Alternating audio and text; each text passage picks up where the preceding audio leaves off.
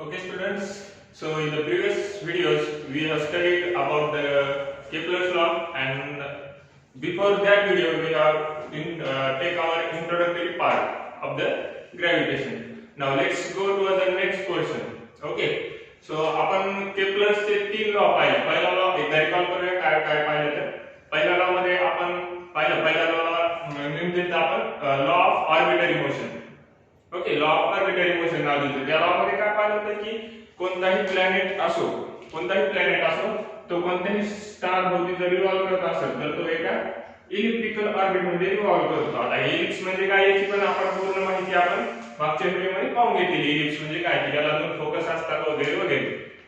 तर कोणताही प्लॅनेट हा एका इलिप्टिकल ऑर्बिट मध्ये रिव्हॉल्व करतो स्टार भोवती, आणि स्टार प्लस स्पीड असतो तर फोकसच्या इलिप्सच्या दोन फोकस होती पैकी एका फोकस वरती स्टार असेल. जर हे दोन फोकस असतील इथे एक आणि इथे एक, तर ह्यापैकी एक इथं तुम्ही घेऊ शकता किंवा इथे घेऊ शकता. दोन्हीपैकी एका फोकस वरती एक स्टार असेल आणि ह्या इलिप्सच्या पाथ मध्ये तो प्लॅनेट मूव्ह करेल. तर हा होता केपलरचा first law of arbitrary motion. Next law आपण पाहिला होता law of area. Okay, law of area and time आपण पाहिला होता सेकंड लॉ. तर त्या लॉ मध्ये काय सांगितलं होतं, the area covered by the planet. Okay, the area covered by the line joining to the planet and the star. Planet and the star covers equal area or swipes equal area in equal interval of time. ज्यासाठी आपण diagram पण पाहिली होती की ही जर line जर ह्या स्टारला आणि प्लॅनेटला जॉइन करत असेल तर एवढ्या पोर्शन मध्ये तो प्लॅनेट थोडा फास्ट मूव्ह करतो. कशामुळे तर इथला सेंट्रिपिटल फोर्स जास्त असल्यामुळे एवढ्या पोर्शन मध्ये फास्ट कव्हर करतो. तर हा जो आर्क आहे हा जास्त कव्हर केला जातो. हा एरिया दिसायला मोठा आहे, पण हा आर्क जरी छोटा असला तरी याची लेंथ, या सेक्टरची लेंथ कशी आहे, ह्या दुसऱ्या A1 पेक्षा, याला जर A1 म्हटलं एरियाला आणि या एरियाला A2 म्हटलं तर A1 पेक्षा A2 सेक्टरची लेंथ जास्त आहे, आणि हा जो आर्क आहे हा छोटा आहे. हा छोटा आर्क कशामुळे तर इथं सेंट्रिपिटल फोर्स कमी होता स्टारने अप्लाय केलेला प्लॅनेट वरती द्या, आणि त्यामुळे काय झालं तर स्पीड कमी झाली. स्पीड कमी झाल्यामुळे जो टाइम मध्ये एवढं डिस्टन्स कव्हर केलं तेवढ्याच टाइम मध्ये आता डिस्टन्स काय म्हणजे कमी कव्हर होईल. पण एरिया काय आहे, डिस्टन्स कमी जरी कव्हर झालं तरी एरिया काय आहे तेवढाच. एरिया चेंज झालाय का नाही. तर हा होता लॉ ऑफ एरिया. ओके, तर लॉ ऑफ एरिया मध्ये काय सांगितलं होतं, ह्या T1 कन्सिडर करा, हा T2 कन्सिडर केला आपण, आणि जर T1 आणि T2 इक्वल असेल म्हणजे T एवढा असेल, दोन टाइम पिरियड हे जर सारखे असतील दोन एरियासाठी लागणारे, तर ते दोन्ही एरियाज A1 आणि A2 हे पण कसे असतात, इक्वल असतात. हे सांगितलेले सेकंड लॉ मध्ये आपण पाहिलं होतं. तर हा झाला सेकंड लॉ. आणि थर्ड लॉ मध्ये काय सांगितलेलं, थर्ड लॉ इथे ऑलरेडी मी लिहिलेला आहे. थर्ड लॉ काय सांगितलं होतं थर्ड लॉ मध्ये की टाइमचा स्क्वेअर. ओके, टाइम कोणता तर टाइम पिरियड लागणारा प्लॅनेटला मूव्ह होण्यासाठी, एक मोशन कंप्लीट करण्यासाठी हे डायरेक्टली प्रोपोर्शनल असतो. हा डायरेक्टली प्रोपोर्शनल असतो कशाला, डिस्टन्सच्या क्यूबला. कोणता डिस्टन्स तर प्लॅनेट आणि त्या स्टार मधलं डिस्टन्स याला डायरेक्टली प्रोपोर्शनल असतो टाइमचा स्क्वेअर डिस्टन्सच्या क्यूबच्या. ओके, आणि याला प्रोपोर्शनॅलिटी कॉन्स्टंट घेतला आपण t square equals to k r cube, आणि k ची व्हॅल्यू आली t square upon r cube. तर हे नेहमी कसं असतं, कॉन्स्टंट असतं. आपण पाहिलं होतं हे नेहमी कॉन्स्टंट असतं. हा जो रेशो घेतला तर हा रेशो नेहमी कॉन्स्टंट असेल त्याच प्लॅनेटरी सिस्टीम साठी किंवा त्या स्टार साठी पण, जर किंवा त्या एका प्लॅनेट साठी पण स्पेशली कन्सिडर केलं तर हा रेशो कॉन्स्टंट असतो नेहमी. ओके, तर हे तीन लॉज पाहिले होते. पहिला लॉ होता लॉ ऑफ ऑर्बिट, दुसरा लॉ होता लॉ ऑफ एरिया, आणि तिसरा लॉ होता law of time period. Okay, so ह्या तीन लॉला रिकॉल आपण केलेले आहेत. आता समोर जाऊया ह्या तीन लॉजच्या मदतीने, काय झालं, न्यूटनने आणखी डिस्कव्हरीज केल्या. मी तुम्हाला इनिशियली एक डायग्राम सांगितली होती की सायंटिस्टने कसा ग्रॅव्हिटेशन शोधण्यासाठी मदत केलेली आहे अगोदरच्या सायंटिस्टने. सुरुवातीला आपण पाहिलं होतं न्यूटनच्या अगोदर केपलरचे डिस्कव्हरीज आहेत आणि त्याच्यानंतर न्यूटनचे डिस्कव्हरीज आहेत. तर केपलरच्या ह्या जे डिस्कव्हरीज आहेत याच्या हेल्प मधून ग्रॅव्हिटेशनची डिस्कवरी झालेली आहे. न्यूटन सर आयझॅक न्यूटननं ह्या 3 लॉजच्या हेल्पनं ग्रॅव्हिटेशनची डिस्कवरी केलेली आहे. तर ते कसं आपण पाहिलं तर सर्क्युलर मोशनची स्टडी केली. तर त्यामध्ये आपण 2 फोर्स पाहिले होते. एक अवे फ्रॉम द सेंटर असेल तर त्याला आपण सेंट्रीफ्युगल फोर्स म्हणलं होतं आणि एक सेंटर कडे असेल तर त्याला सेंट्रीपिटल फोर्स म्हटलं होतं. 2 फोर्स होते आणि तो सेंट्रीपिटल फोर्स म्हणजे ग्रॅव्हिटेशनल फोर्स पाहिला होता आपण. तर एखादा प्लॅनेट आपण कन्सिडर करू एका सर्कल मध्ये रिव्हॉल्व व्हायला. ओके, न्यूटनने कन्सिडर केलं planet, consider a planet revolving in a circular path around a star situated at its centre. Okay, star ह्या सेंटर मध्ये सिच्युएटेड आहे आणि तो प्लॅनेट ह्या सर्क्युलर पाथ मध्ये मूव्ह व्हायला. तर त्या प्लॅनेटवर ऍक्ट होणारा तो जो प्लॅनेट आहे त्यावर ऍक्ट होणारा फोर्स कोणता असेल, सेंट्रीफ्युगल असेल किंवा सेंट्रीपिटल असेल. दोन्हीची व्हॅल्यू सेम असणार, न्यूमेरिकल व्हॅल्यू आपण पाहिलेली. तर ती व्हॅल्यू लिहितात, ती व्हॅल्यू सेंट्रीफ्युगल फोर्सची व्हॅल्यू लिहितात. एक मिनिट,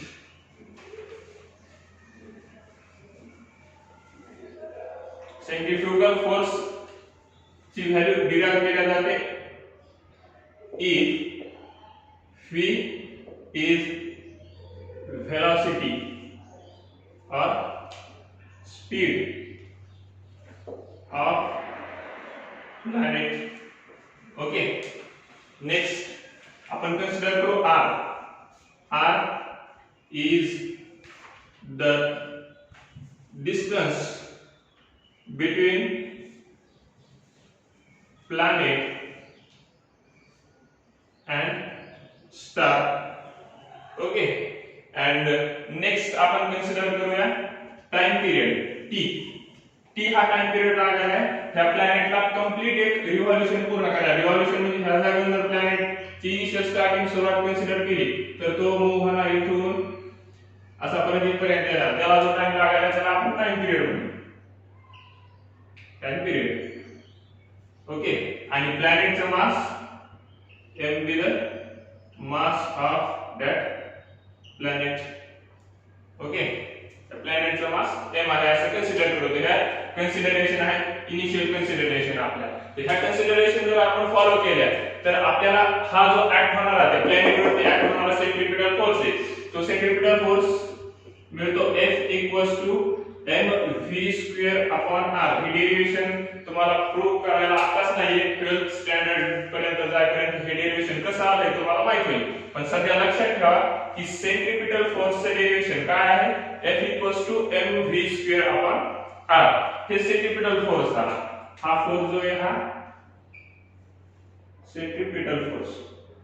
आपण पाहत आहोत की केपलरच्या लॉचा यूज करून ग्रॅव्हिटीच्या डेरिवेशन न्यूटनने कसं डिराइव्ह केलं. ओके, केपलर's लॉचा यूज कसा झाला. So F mv² upon r हे सेंट्रीपिटल फोर्स आहे. आता सेंट्रीपिटल फोर्स मध्ये जर आपल्याला फोर्स फाइंड आउट करायचा असेल तर व्हेलॉसिटी माहिती लागेल त्या प्लॅनेटची. तर ती डिस्कव्हर करू आपण व्हेलॉसिटी किती असेल तर. आता व्हेलॉसिटी म्हणजे किंवा कोणती स्पीड म्हणजे काय असतं, स्पीड इक्वल्स टू काय असतं, डिस्टन्स ट्रॅव्हल्ड अपॉन काय, distance travelled upon time. Okay, time required to travel that distance, ती झाली स्पीड.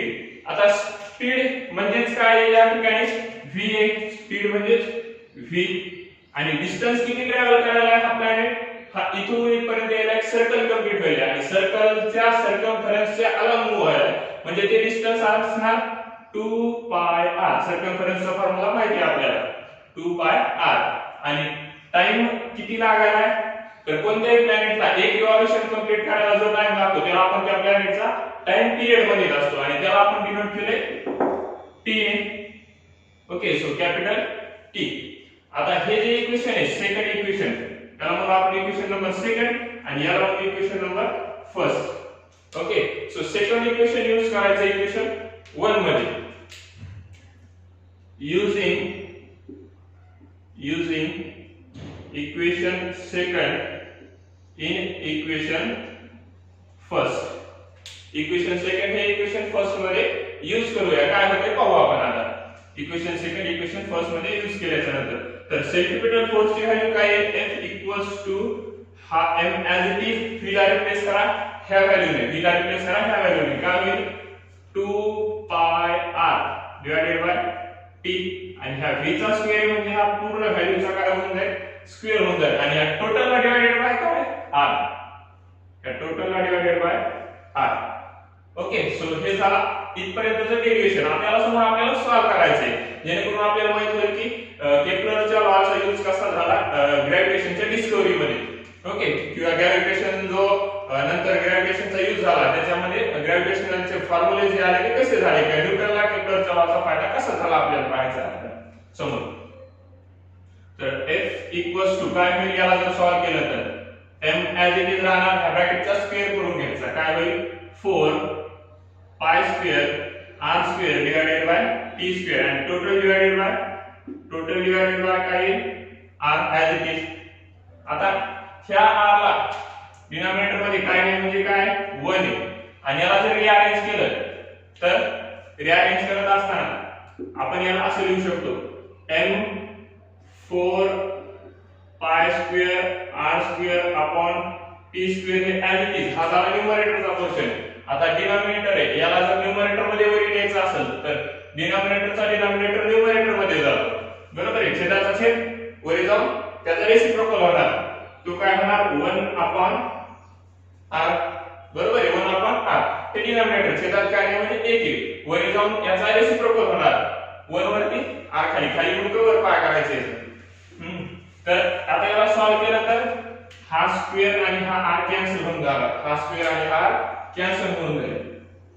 नेक्स्ट याच्या समोरचं डेरिव्हेशन आपल्याला पाहायचे परत कंटिन्यू. सो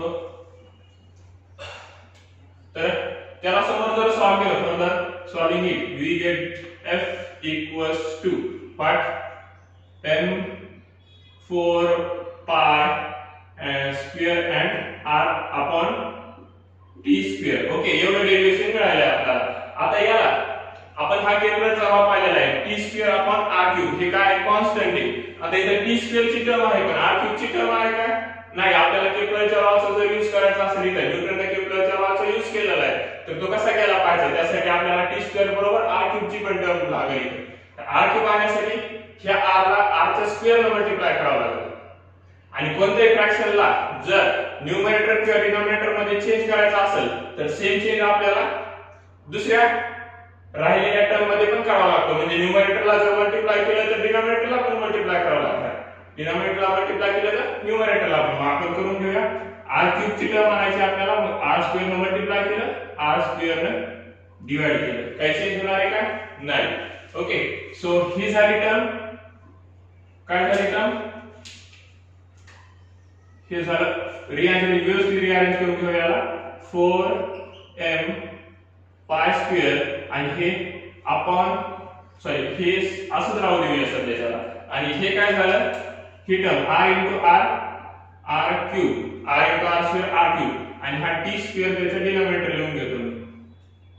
मल्टिप्लिकेशन हे आपल्याला माहिती असोसिएटिव्ह प्रॉपर्टी आहे लागू पडते त्यामध्ये आणि हे r स्क्वेअर इकडे दिलं, काही फरक पडणार आहे का, हे गुणाकाराचे चिन्ह जसंच तसं. ओके, या दोन्हीचा गुणाकार केला आणि याची फक्त जागा बदलली तर हे राहणार ब्रॅकेट. आता वी नो दॅट किंवा by using Kepler's third law, काय सांगितलेले केप्लरच्या थर्ड लॉ मध्ये k equals to t square upon r cube दिलेले.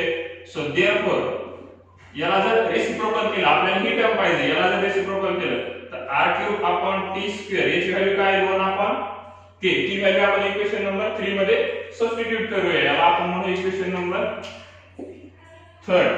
ओके, तर त्याच्यात सबस्टिट्यूट करूया. So equation therefore equation 3 will become equation 3 will become काय होईल इक्वेशन 3 तर ते होऊन जाईल f equals to 4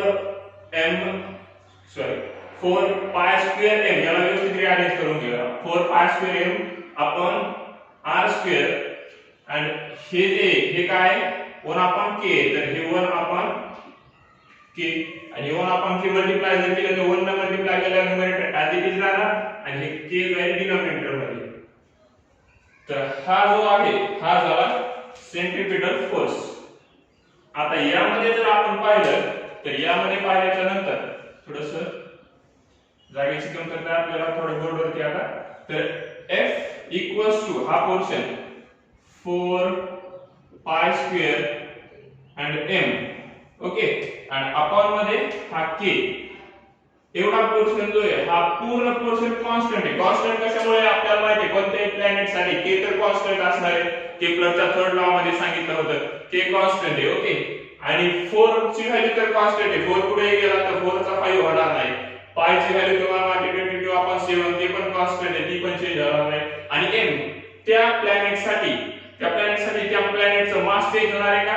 नाही. आपण त्या प्लॅनेटचं मोशन स्टडी करत आहोत. मग ज्या प्लॅनेटचं कोणताही प्लॅनेट असो त्याचं मोशन स्टडी करायचं म्हणजे फोर्स स्टडी करायचा म्हणजे काय, त्या प्लॅनेटचं मास तर पुढे गेलं तेवढंच राहणार. आता राहिली गोष्ट r ची. आपण सुरुवातीला सर्क्युलर ऑर्बिट कन्सिडर केलं आपल्याला स्टडी करण्यासाठी इथपर्यंत, पण आपल्याला ऍक्च्युअल मध्ये माहिती की प्लॅनेट मूव्ह होतो इलिप्टिकल ऑर्बिट मध्ये. म्हणजे चेंज काय झालंय फक्त इथं r, इथं गेला तर r छोटा आहे, डिस्टन्स r म्हणजे डिस्टन्स पाहिला होता आपण प्लॅनेटला आणि स्टारला जॉइन करणार. इथे गेलं तर r थोडा मोठा आहे, इथे गेलं आणखी r थोडा मोठा आहे, परत इकडे आल्याच्या नंतर छोटा छोटा छोटा, okay. So r high value फक्त, बाकी टर्म कसे कॉन्स्टंट आहे म्हणजे 1 अपॉन r स्क्वेअर. म्हणजे यावरून आपल्याला लक्षात येतं की फोर्स जो आहे कोणता फोर्स, सेंट्रिपिटल फोर्स, हा इन्व्हर्सली प्रोपोर्शनल आहे डिस्टन्सच्या स्क्वेअरला. आणि हे आपल्याला लक्षात कोणी आणून गेले, न्यूटनने. तर मी तुम्हाला सांगितलं होतं की न्यूटनने कसा यूज केला केपलरचा लॉचा. या ठिकाणी यूज झाला केपलरचा लॉ आणि त्यावरून डिस्कवर केलं की फोर्स कोणता, सेंट्रिपिटल फोर्स हा इन्व्हर्सली प्रोपोर्शनल आहे डिस्टन्सच्या स्क्वेअरचा. कोणता डिस्टन्स, तर स्टार आणि प्लॅनेटला जॉइन करणार, ओके. आणि याचा यूज करून त्याने ग्रॅव्हिटेशनल फोर्सला डिराइव्ह केलं. ह्या टर्मचा यूज करून ग्रॅव्हिटेशनल फोर्सला डिराइव्ह केलं. तर ही टर्म आपल्याला समोर यूज होणार आहे, ओके. सो ही टर्मला थोडा अंडरलाइन करून घ्या किंवा ब्रॅकेट काढून लक्षात ठेवा. या टर्मला ही टर्म खूप महत्त्वाची आहे. ही टर्म आपल्याला समोर यूज करायची आहे. तर हा झाला सर्क्युलर मोशन किंवा uniform circular motion and the centripetal force. हे सेंट्रिपिटल फोर्सचे डेरिव्हेशन स्क्रीनशॉट काढून घ्या किंवा लिहून घ्या, ओके. व्हिडिओ पॉज करून, ओके. सो आता आपण पाहिलं की सेंट्रिपिटल फोर्स डिराइव्ह करण्यासाठी कशी न्यूटनला केपलर्स लॉची हेल्प झाली. केपलर्स लॉ काय होता, third law, k equals to t square upon r cube. k म्हणजे कॉन्स्टंट आणि t स्क्वेअर आणि r क्यूब चा जर रेशो घेतला, t स्क्वेअर म्हणजे टाइम पिरियड त्या प्लॅनेटला ते रिव्हॉल्यूशन कंप्लीट करण्यासाठी लागणार आणि r क्यूब म्हणजे r म्हणजे त्या प्लॅनेटचं त्या स्टार पासूनचं डिस्टन्स, त्याला आपण म्हणू r, ओके. तर त्याला आपण d आपल्या इच्छेनुसार कशाने पण डिस्टन्सला डिनोट करू शकतो. r म्हणजे जनरली आपण रेडियसच्या हिशोबाने r घेत असतो, पण कोणी डिस्टन्स म्हणून d घेतोय. काही बुक्स मध्ये d दिलेला असेल, काही बुक्स मध्ये s दिलेला असेल डिस्प्लेसमेंटच्या नावाने, किंवा काही पण वेगवेगळे रेडियसच्या साहाय्याने आपण डिनोट करू शकतो डिस्टन्सला, ओके. सो t म्हणजे टाइम पिरियड, r म्हणजे डिस्टन्स आणि ते दोघांचा रेशो घेतला टाइम पिरियडच्या स्क्वेअरचा आणि r च्या क्यूबचा, तर ते कॉन्स्टंट असतो. हे केपलरच्या थर्ड लॉ मध्ये सांगितलेले आणि याचा यूज करून नंतर न्यूटन याची स्टडी केली अगोदर आणि सेंट्रिपिटल फोर्सचं स्टेटमेंट डिराइव्ह केलं. कशाच्या मदतीने, इनिशियल जो मेन फॉर्म्युला होता सेंट्रिपिटल फोर्सचा तो कोणता होता, F = mv² अपॉन r. त्या फॉर्म्युल्याच्या मदतीने परत आणखी एक फॉर्म्युला डिराइव्ह केला, तो म्हणजे F = 4 π² m अपॉन r² आणि हे जे ते k कॉन्स्टंट आणि k म्हणजे आपण पाहिलं आताच काय वरती.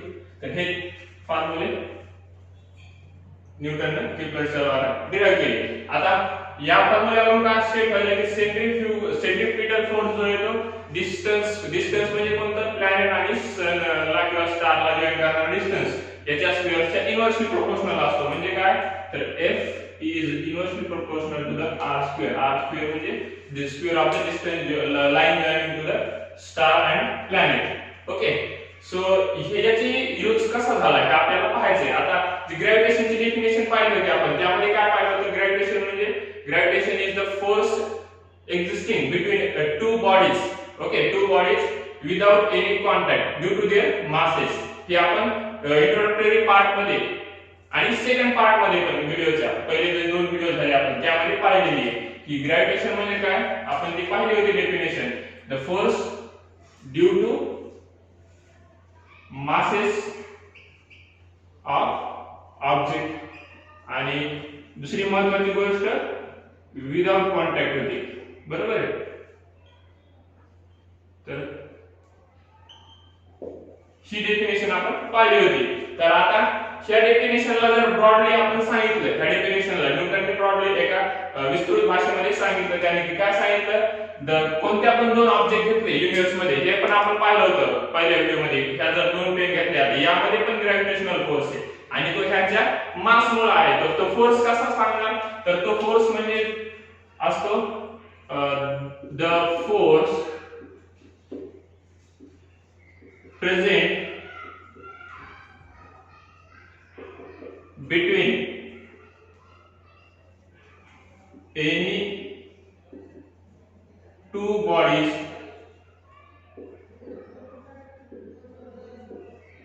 due to their masses. Okay, तर तो फोर्स कसा असतो, is directly proportional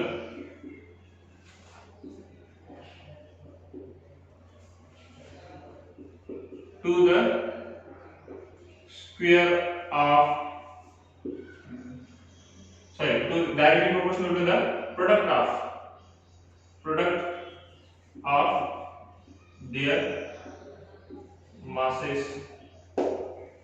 directly proportional काय आहे, तो फोर्स एक्झिस्टच कोणामुळे, मास मुळे. जेवढा जास्त त्या ऑब्जेक्टचं मास असणार तेवढा जास्त फोर्स असणार. आता अर्थचा ग्रॅव्हिटेशनल फोर्स आपल्याला माहिती आहे मून पेक्षा जास्त आहे, बरोबर आहे. आपण लहानपणापासून ऐकत आलेलो आहोत. सनचा ग्रॅव्हिटेशनल फोर्स अर्थ पेक्षा जास्त आहे. कशामुळे, तर त्यांचं मास, सनचं मास अर्थ पेक्षा जास्त आहे म्हणून सनचा ग्रॅव्हिटेशनल फोर्स जास्त आहे. म्हणून बाकीचे प्लॅनेट त्याच्या भोवती फिरायले. अर्थ भोवती का फिरत नाहीये, कारण की अर्थचा सेंटर सिकिंग फोर्स जो की ग्रॅव्हिटेशनल फोर्स आहे तो सन पेक्षा कमी आहे आणि बाकी प्लॅनेट पेक्षा सनचा सर्वात जास्त ग्रॅव्हिटेशनल फोर्स आहे. तर तो कशामुळे, तर त्याचं मास जास्त आहे, बरोबर आहे. म्हणजे ग्रॅव्हिटेशनल फोर्स मुळात एक्झिस्टच कशामुळे होतो, मास मुळे. जेवढा जास्त मास तेवढा जास्त ग्रॅव्हिटेशनल फोर्स. ओके, म्हणजे फोर्स कशावरती डिपेंड आहे, मास वरती. आणि ते 2 मास वेगवेगळे असणार 2 ऑब्जेक्टचे. म्हणून आपण काय घेतलाय, गुणाकार घेतलाय त्या मासचा. म्हणजे हे इक्वेशन कसं असणार, F is directly proportional to the m1 m2 हे असं असणार. फोर्स हा डायरेक्टली प्रोपोर्शनल आहे ह्या दोघांच्या गुणाकाराला, प्रोडक्ट मध्ये गुणाकार. आणि त्याचबरोबर न्यूटनने याला स्टेटमेंटला कंटिन्यू केलं. काय केलं की हा जो आहे आपल्याला माहिती आहे ग्रॅव्हिटेशनल फोर्स म्हणजे सेंट्रिपिटल फोर्स असतो, सेंटर सिकिंग फोर्स. आणि सेंट्रिपिटल फोर्स आपल्याला न्यूटनने अगोदरच डिराइव्ह केलेला आहे. काय डिराइव्ह केलेला आहे की रेडियसच्या किंवा जे डिस्टन्स आहे कोणाला जॉईन करणार, प्लॅनेट आणि स्टारला जॉईन करणार, तर त्याला इन्व्हर्सली प्रोपोर्शनल असतो. ओके, सो तेच याच्यामध्ये कंटिन्यू केलं स्टेटमेंट. काय सांगितलं, force present between any 2 bodies in the universe. इथे शब्द टाकू शकता तुम्ही, any 2 bodies in the universe due to their masses. म्हणजे कोणता force, gravitational force is directly proportional to the product of their masses and inversely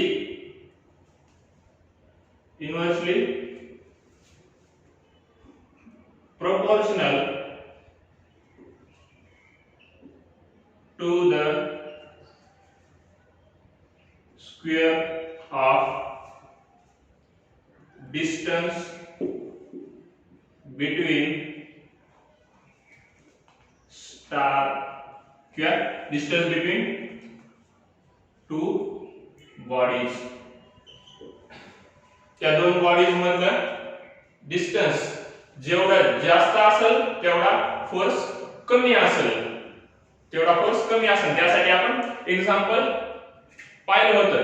कोणतं example पाहिलं होतं, तर ते इलिप्सचं आठवतं एक्झाम्पल, प्लॅनेट मूव्ह व्हायला एरिया लॉ मध्ये इथं डिस्टन्स कमी होतं, या ठिकाणी ग्रॅव्हिटी जास्त ऍक्ट होऊ लागली म्हणून स्पीड याची जास्त होती, म्हणून हा एरिया किंवा ही लाईन जास्त कव्हर करू लागला पाथ, आणि इथं स्पीड कमी आहे का, आता डिस्टन्स कमी जास्त आहे आणि ग्रॅव्हिटी कमी झाली, मग स्पीड कमी झाली आणि स्पीड कमी झाल्यामुळे तेवढ्याच टाइम मध्ये कव्हर होणारा एरिया तेवढ्याच टाइम मध्ये कव्हर होणारी ती जी पाथ आहे तो पाथ कसा असणार, कमी असणार. हे पाहिलं होतं आपण, जेवढा दूर ऑब्जेक्ट जाईल तेवढा त्यावरती फोर्स कसा कमी ऍक्ट होणार, आणि जेवढा जवळ असेल स्पीड जरी तेवढीच वाटली आपण तरी फोर्स कसा राहणार, जास्त ऍक्ट व्हायल्यासारखा फील होणार, म्हणजे जास्त ऍक्ट होणार ऍक्च्युअल मध्ये. आपण पाहिलं होतं सेंट्रिपिटल फोर्स मध्ये. ओके, हे एक्झाम्पल मध्ये. तर ते सेकंड व्हिडिओ मध्ये आपण ऑलरेडी सगळं पाहिलेलं आहे, त्याला तरी आपण रिपीट केलं आणि तेच सांगितलेले ग्रॅव्हिटेशनल फोर्सच्या डेरिव्हेशन मध्ये. Okay, the derivation of gravitational force by the Newton हा आपला पॉइंट आहे. तर force present between any two bodies due to their masses, म्हणजेच कोणता force, gravitational force, is directly proportional to the product of their masses and inversely proportional to the square of distance between the two bodies. हे जर two bodies असतील, कोणत्या two bodies, ही एक body consider केली जिचा मास m1 आहे आणि दुसरी एक बॉडी कन्सिडर केली जिचा मास m2 आहे. ओके, आणि ह्या बॉडीच्या सेंटर पासूनचं डिस्टन्स आपण जर घेतलं तर ते डिस्टन्स आपण कन्सिडर करू d एवढा आहे. तर हा आपल्याला लॉ कसा लिहिता येईल, हा जो लॉ स्टेट केलाय, law of gravitation, Newton's law of gravitation, हा कशाने डिराइव्ह झालेला, केप्लर्स थर्ड लॉच्या हेल्पने डिराइव्ह झालेला आहे. आपण पाहिलं आपण सुरुवातीला त्याच्या अगोदर की कसा यूज झाला त्यासाठी. ग्रॅव्हिटी म्हणजे centripetal force. Okay, so the एक मास m1 कन्सिडर केला आणि दुसरा मास m2 कन्सिडर केलं दुसऱ्या बॉडीचं, आणि त्या दोघांच्या सेंटर पासूनचं डिस्टन्स एकमेकांमधलं ती असणार d. तर त्या दोघांमध्ये ऍक्ट होणारा फोर्स तो कसा असणार, F is directly proportional to the m1 m2. हे पाहिलं आपण स्टेटमेंट मध्ये, directly proportional to the product of their masses, आणि इन्व्हर्सली प्रोपोर्शनल कशाला आहे, तर डिस्टन्सला. ते डिस्टन्स आपण इथं कशाला दाखवले, इथं r स्क्वेअर होते, इथं कशाला दाखवले, d. तर इथं काय येणार, d चा स्क्वेअर. आणि हे प्रोपोर्शनॅलिटीचं साइन काढायला आपल्याला एक कॉन्स्टंट घ्यावं लागते नेहमी, आपल्याला माहिती आहे, जे की नेहमी धावत पळत येते आपल्याला मदत करायला अशी व्हॅल्यू फाइंड आउट करण्यासाठी. तर f इक्वल्स टू काय येणार मग, तर ते प्रोपोर्शनॅलिटी कॉन्स्टंट हे झालं g, कॅपिटल G. तर f इक्वल्स टू असणार g m1 m2 divided by d square. तर this is nothing but the force of gravity, किंवा त्याला आपण ग्रॅव्हिटेशनल फोर्स म्हणतो. ओके, F म्हणजे ग्रॅव्हिटेशनल फोर्स. m1 काय आहे, तर m1 आहे mass of one body, m2 काय आहे, मास ऑफ अनदर बॉडी, आणि d काय आहे, distance between centre of body. Okay, distance between centre of the body. आणि आता g काय आहे, ओके, तर g म्हणजे आहे capital G is the known as gravitational constant, आणि त्याची व्हॅल्यू असते कॅपिटल G ची व्हॅल्यू डिराइव्ह केलेली further. So the value of G equals to, what is the value of G, 6.67 into 10 raised to power minus 11 newton metre square per KG square. बरोबर आहे. तर ही झाली gravitational कॉन्स्टंटची value. ही नंतर Henry kelvin I think यांनी काहीतरी derive केलेली आहे. तर ती व्हॅल्यू एवढी आहे, 6.67 into 10 raised to power minus 11 newton metre square per KG square. आणि हा फोर्स कोणता आहे, ग्रॅव्हिटेशनल फोर्स, जो की दोन बॉडीज मध्ये एक्झिस्ट असतो. युनिव्हर्स मध्ये कोणत्याही दोन बॉडीज असतील, कोणत्याही असतील दोन बॉडीज त्या, ही पेन असेल, मी असेल, हा कॅमेरा असेल, तुम्ही असाल, तुमच्या बाजूची वस्तू असेल, त्या दोन ऑब्जेक्ट्स मध्ये ग्रॅव्हिटेशनल फोर्स एक्झिस्ट आहे. ग्रॅव्हिटेशनल फोर्स किंवा फोर्स ऑफ ग्रॅव्हिटी आपण ज्याला म्हणतो तो एक्झिस्ट आहे. तो किती असणार बघ, F इक्वल्स टू हा जी कॉन्स्टंट ऍज इट इज, तुमचा मास, तुमच्या बाजूच्या बॉडीचा मास डिवाइडेड बाय दोघांच्या डिस्टन्सचा स्क्वेअर. ते जर आपण कॅल्क्युलेट केला तर तुमच्या दोघांमधला फोर्स ऑफ ग्रॅव्हिटी किंवा ग्रॅव्हिटेशनल फोर्स तुम्हाला मिळून जाईल दोघांच्या मदतीने. तर हे झालं ग्रॅव्हिटेशनल फोर्स. आता प्रश्न असा आहे, तुम्हाला पडायला पाहिजे प्रश्न हा, खूप सोपा प्रश्न आहे, जास्त अवघड नाहीये, की मी सांगितलं प्रत्येक दोन ऑब्जेक्ट मध्ये ग्रॅव्हिटेशनल फोर्स आहे. प्रत्येक दोन ऑब्जेक्ट मध्ये ग्रॅव्हिटेशनल फोर्स आहे. हा दोन पेन असतील, मी असेल, हा बोर्ड असेल, बरोबर आहे, मी असेल, हा कॅमेरा असेल, किंवा बोर्ड असेल, कॅमेरा असेल, बोर्ड असेल, पेन असेल, कोणताही ऑब्जेक्ट घ्या युनिवर्स मधला दोन ऑब्जेक्ट, त्यामध्ये ग्रॅव्हिटेशनल फोर्स प्रेझेंट असतो. मग आता हा ग्रॅव्हिटेशनल फोर्स प्रेझेंट असतो, मग अर्थ जर ग्रॅव्हिटेशनल फोर्स आपल्याला फील होतोय, दिसतोय, तर या बोर्डचा का फील होत नाही, आपण बोर्डकडे अट्रॅक्ट का होत नाही असे, किंवा ही कोण पेन माझ्याकडे अट्रॅक्ट का होत नाही अशी, बरोबर आहे. तर तो प्रश्न आहे तुमच्यासाठी. तर 2 मिनिटं व्हिडिओ पॉज करा आणि आठवा आणि टॅली करा तुमचा आन्सर माझ्या सोबत मॅच होतंय का. तर त्याचा आन्सर आहे की ग्रॅव्हिटेशनल फोर्स हा युनिवर्स मधील सर्वात वीक फोर्स आहे. ग्रॅव्हिटेशनल फोर्स हा युनिवर्स मधील सर्वात वीक फोर्स आहे आणि तरी सुद्धा ह्या फोर्सच्या मदतीने पूर्ण युनिवर्स तयार झालेला आहे. पण कशामुळे, तर हा फोर्स वीक फोर्स असून पण कसं युनिवर्स तयार झालं, तर ह्या ज्या बॉडीज आहेत, कोणत्या सेलेस्टियल बॉडीज, ज्याला आपण खगोलीय वस्तू म्हणतो, म्हणजे कोणत्या सूर्य असेल किंवा कोणताही तारे असतील, ग्रह असतील, बरोबर आहे, धूमकेतू असतील, उल्का असतील, ह्या as compare to us, as compare to the things present in our surrounding or things present in the on the earth, याच्या कंपॅरिझन मध्ये कशा आहेत त्या वस्तू खूप लार्ज आहेत, खूप लार्ज म्हणजे लार्ज, आणि त्यांचं मास पण कसं हेवी आहे.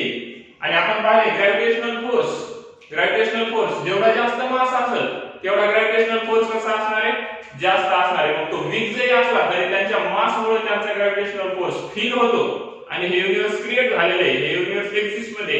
पण आपल्या दोघांमधला किंवा ह्या दोन ऑब्जेक्ट मधला फील का होत नाहीये, तर अर्थच्या ग्रॅव्हिटेशनल फोर्सच्या कंपॅरिझन मध्ये ह्या दोनचं मास अर्थच्या मासच्या कंपॅरिझन मध्ये खूप स्मॉल आहे, म्हणजे निग्लिजिबल पण म्हणू शकता तुम्ही, ग्रहित नाही धरलं तरी चालेल, एवढं स्मॉल आहे.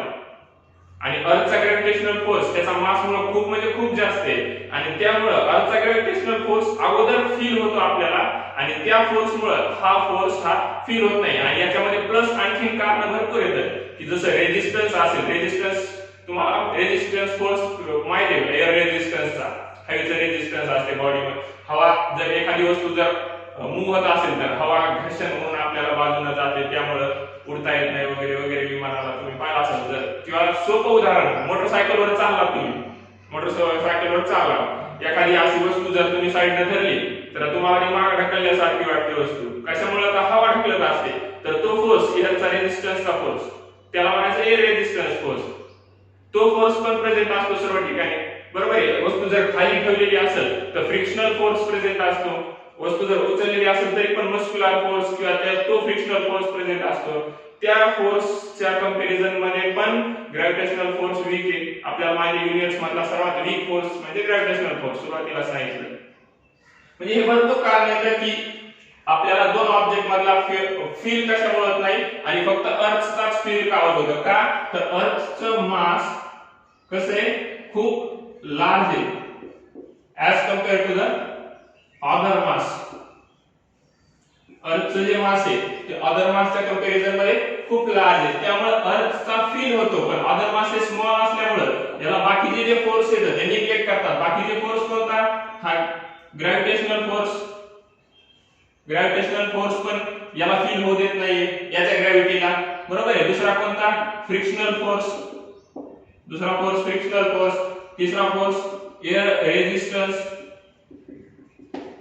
हे जे फोर्स येतात हे फोर्स ह्या ऑब्जेक्ट मधला, ह्या दोन ऑब्जेक्ट मधल्या फोर्सला फील होऊ देत नाहीत किंवा ह्या दोन ऑब्जेक्टला एकमेकांना अट्रॅक्ट करू देत नाही. पण अर्थचा ग्रॅव्हिटेशनल फोर्स ह्या बाकी फोर्सच्या कंपॅरिझन मध्ये जास्त, कशामुळे तर हे मास खूप जास्त आहे आणि त्यामुळे हे येणारा प्रोडक्ट पण जास्त आहे आणि त्यामुळे हा फोर्स बाकी फोर्सच्या कंपॅरिझन मध्ये खूप हाय असणार, हे मास खूप जास्त असल्यामुळे अर्थचं मास.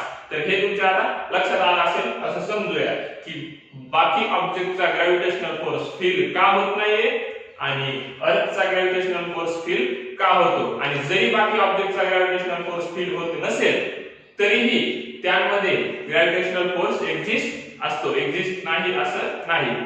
सो हे झालं आपलं न्यूटन्स लॉ ऑफ ग्रॅव्हिटेशन. तर याचे थोडेफार आपण आणखीन